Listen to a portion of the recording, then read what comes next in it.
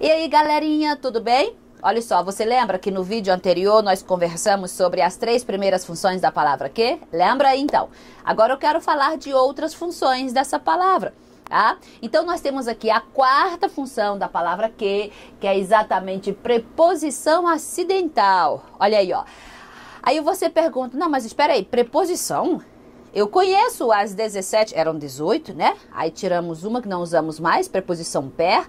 Aí você pergunta, você na verdade se argumenta. Eu conheço as 17 preposições. Ah, mas as 17 preposições que você conhece são preposições essenciais. Lembra? A, ante, após, até, etc, etc.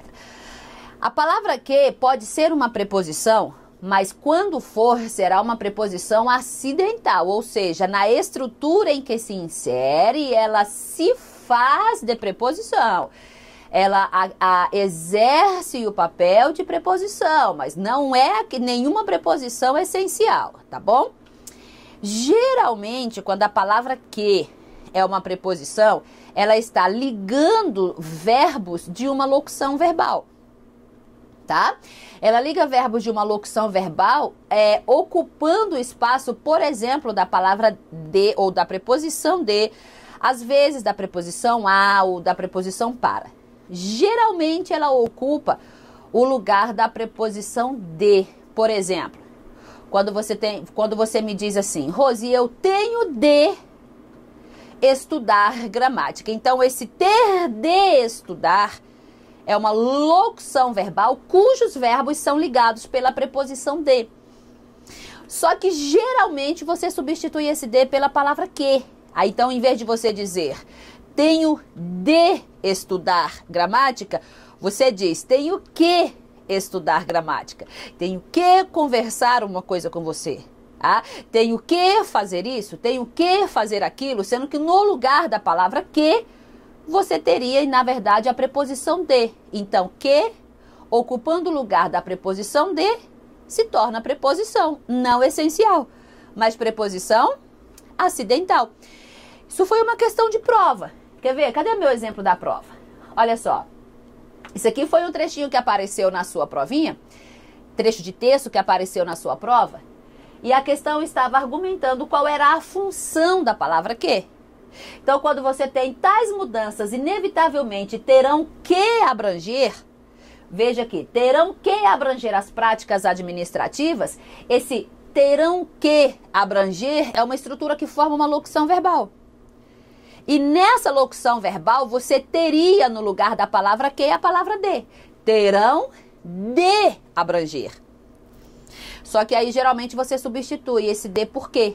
Aí esse que, ligando esses verbos da locução verbal, se chama preposição e preposição acidental. Você entendeu?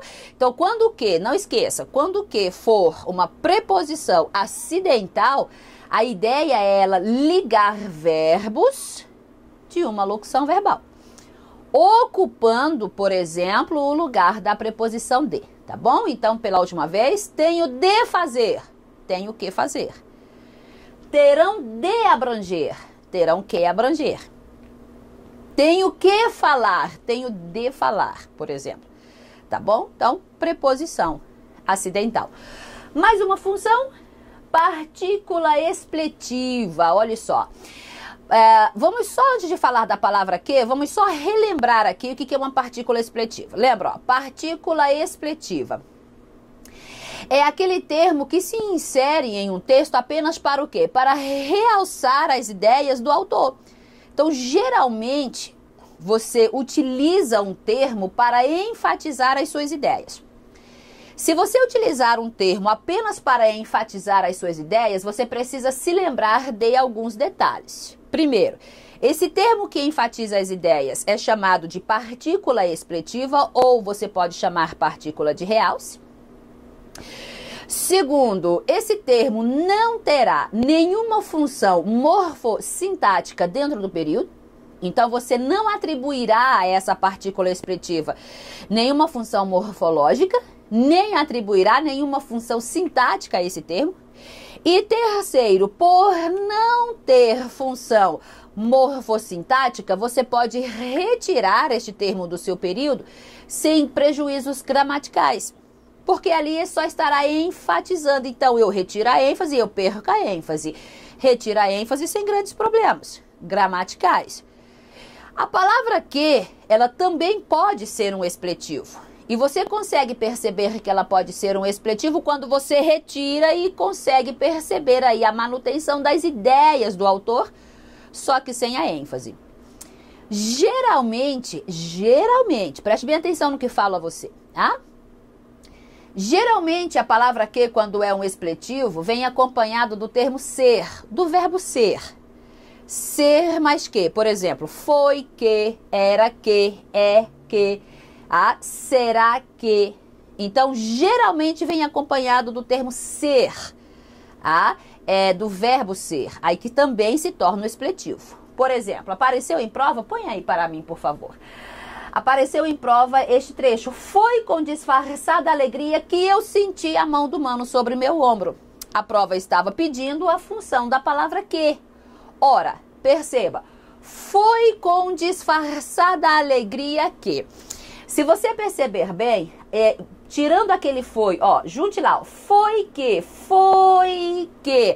Perceba essa estrutura, que nem sempre estará juntinho, ela pode aparecer assim mesmo, tá? Separadinho.